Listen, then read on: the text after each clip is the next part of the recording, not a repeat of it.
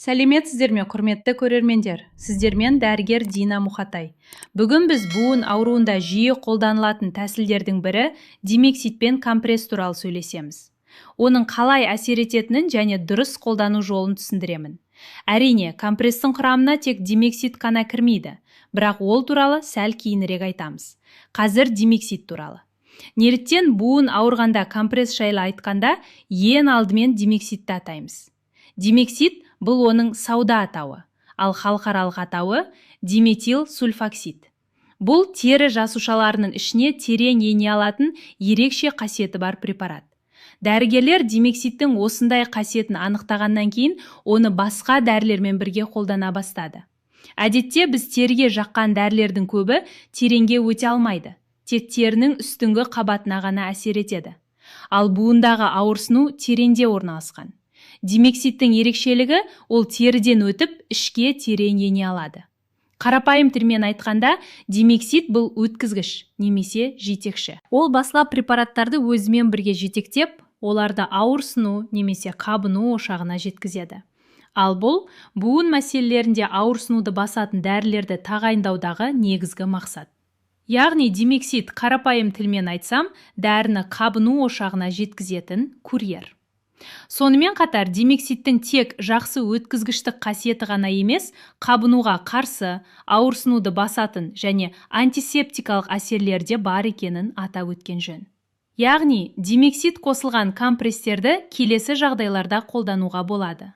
Буын аурулары кезінде, артрозда, артритте, синовитте, бурситте, шынтақ буынның эпикондилитінде, соғылуда және сіңір созылғанда болады. Ендеше компресс жасауды бастайық. Қол үшін бізге қажет болады. Кемінде 4 қабаттан тұратын марлевый салфетки. Жақсылап сіңуі үшін одан да көп болғаны дұрыс. Димексидтің 99% концентрлі ерітіндісі. Қайнатылып, салқындатылған бөлме температурасындағы су. 10 мл шприц. 0,5%. 5 мл новокаин ампуласы немесе ампулада 5 мг деп те жазылуы мүмкін. Кез келген стероидты емес қабынуға қарсы дәрі ампуласы, мысалы, диклофенак, вольтарен, кетарол, кетапрофен, мавалис. Сондай-ақ пищевая пленка немесе кез келген полиэтилен пакет. Енді бастайық. Ең алдымен димексидтің концентрлі ерітіндісін сұйылту керек. Оны таза күйінде қолдануға болмайды. Осы жерде бір маңызды нәрсеге назар аударғым келеді.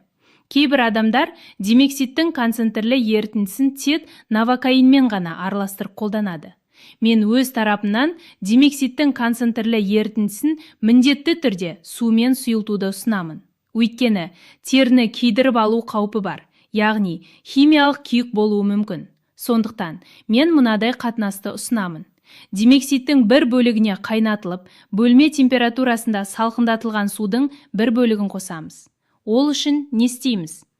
10 мл димексид аламыз. Оған 10 мл су қосамыз. Осындай көлем әдетте бір үлкен буынға компресс жасауға жеткілікті болады. Егер сізде шприц болмаса, ас қасықты қолдануға болады. Өйткені 10 мл сұйықтық шамамен бір ас қасық болады. Келесі әрекеттеріңіз бұл өте маңызды. Алдымен міндетті түрде аллергияға тест жасаңыз.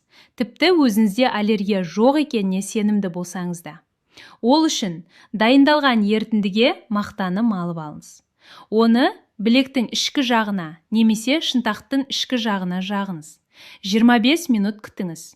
Егер ісіну болмаса, күйдіру сезімі болмаса, қышу болмаса, онда компрессті дайындауды жалғастыруға болады.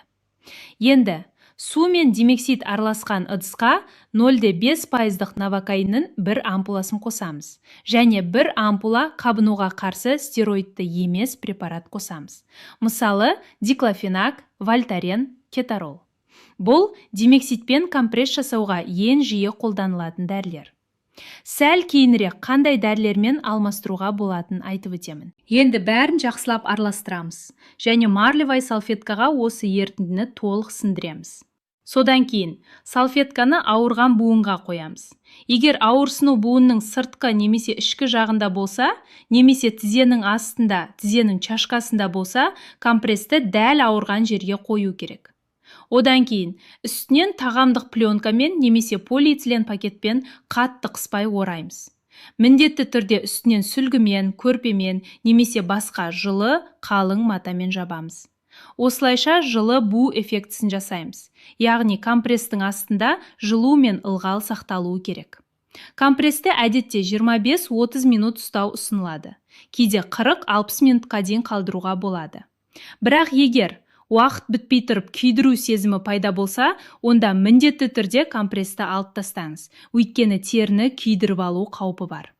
Егер димексидті сумен бірдің бірге қатынасында, яғни 50-50 сұйылтқанда күйдіру, қышу пайда болса, онда келесі жолы ерітіндіні әлсіздеу етіп дайындаңыз. Димексид пен су 1:2-ге немесе 1:3-ге қатынасында болған дұрыс. Яғни димексидтің концентрациясын азайту керек. Егер сізде новокаинге аллергия болса, оның орнына 2% лидокаин қолдануға болады. Егер ампула түріндегі қабынуға қарсы дәрі болмаса, бірақ гель бар болса, міндетті түрде суда ерітін гель, мысалы кетарол гель, вольтарен гель, найз гель. Онда алдымен гельді ауырған буынға жағыңыз, содан кейін компресс қойыңыз. Немесе гельді шай қасыққа сығып алып, дайын ерітіндімен араластырып, компрессті солай қоюға болады.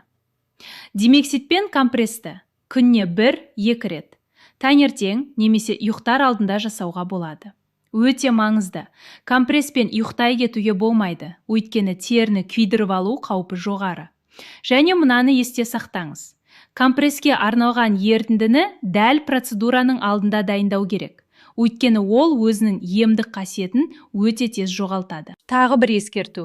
Димексидті ешқашан ішке қабылдауға болмайды. Ол уға ұқсас әсер етеді. Тіпті аз мөлшерінің өзі ауыр улануға әкеледі.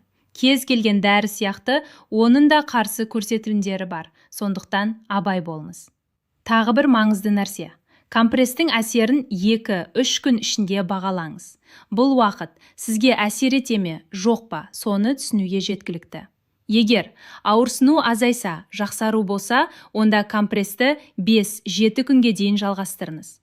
Қабынуға қарсы әсер үшін 10-14 күнге дейін болады.